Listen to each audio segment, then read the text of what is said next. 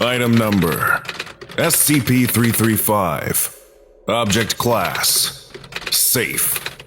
Special Containment Procedures. SCP-335 is to be kept in a secure location to prevent tampering.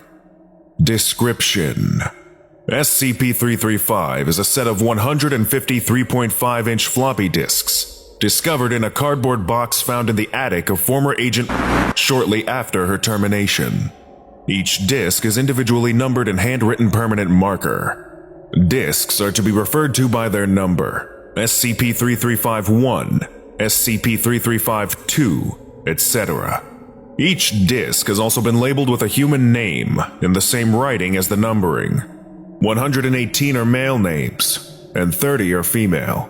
There is some speculation as to whether SCP-335-11, Jackie, is meant to be male or female. The names have no identified pattern.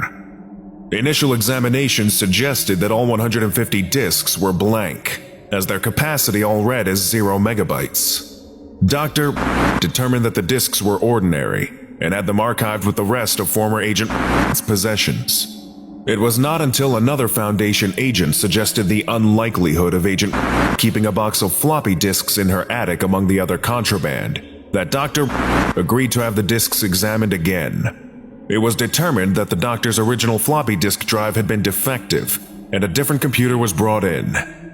All 150 disks appear to have an infinite amount of storage space available.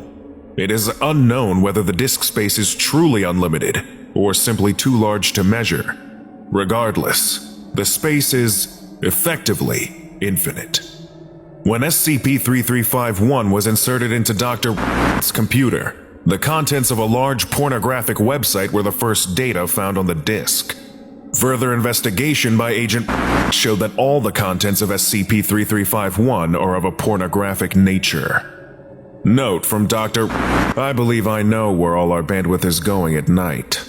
Agent's computer privileges should be limited until he either finds a girlfriend or learns some self-control. Further investigation revealed that SCP-3351 through 12 contained pornographic material. However, upon discovering the entire contents of Wikipedia on SCP-335-13, the actual nature of SCP-335 was uncovered. SCP-335 contains the entire contents of the Internet stored within its infinite storage space.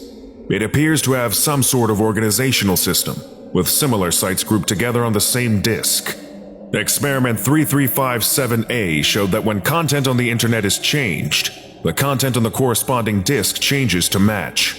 Precisely how this occurs is unknown. It is uncertain what would happen if content on the disk were changed, as all 150 disks seem to be locked in read-only format. Addendum: Agent has proposed on numerous occasions that an experiment be conducted where a disk is destroyed. Dr. as well as O5 agree that this could potentially have disastrous effects on a large portion of the Internet, and could draw unwanted attention to the Foundation.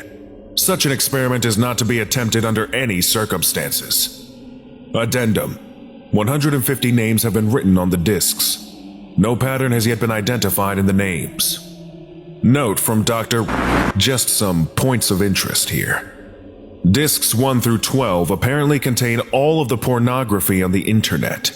With all that there is, I can see why whoever made these got the porn out of the way first. Disks 85, 86, and 101 contain image hosting sites, such as ImageShack and PhotoBucket. MySpace is also on Disk 85. Disk 30 seems to contain the Google homepage, and nothing else.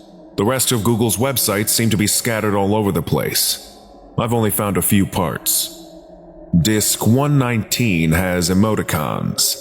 Millions and millions of emoticons. Forums, instant messengers, and from other places. After looking long and hard, I have found that can be found on Disk 76. I find it very disturbing that this disk has the same name as SCP-76. Notes from Agent: SCP-335-85 and 58 are the same name, spelled differently. The name Ryan is used on both SCP-335-32 and 33. SCP-335-28 is named Heath, And that one actor that OD'd on pills, he died at age 28. Vladimir Lenin was born in 1870, and SCP-33570 is named Vladimir. The name on SCP-335-150 is Japanese, and roughly means beginning. I'm assuming that SCP-335-120 is the Spanish name Jesus, and not the biblical guy, but I guess you never know. And I agree with Dr. that it's pretty disturbing that SCP-335-76 has the same name as SCP-76. Lesson complete. If you missed the previous orientation, go watch SCP-334, Stellar Vulpine, right now. Or for the complete course, watch this playlist.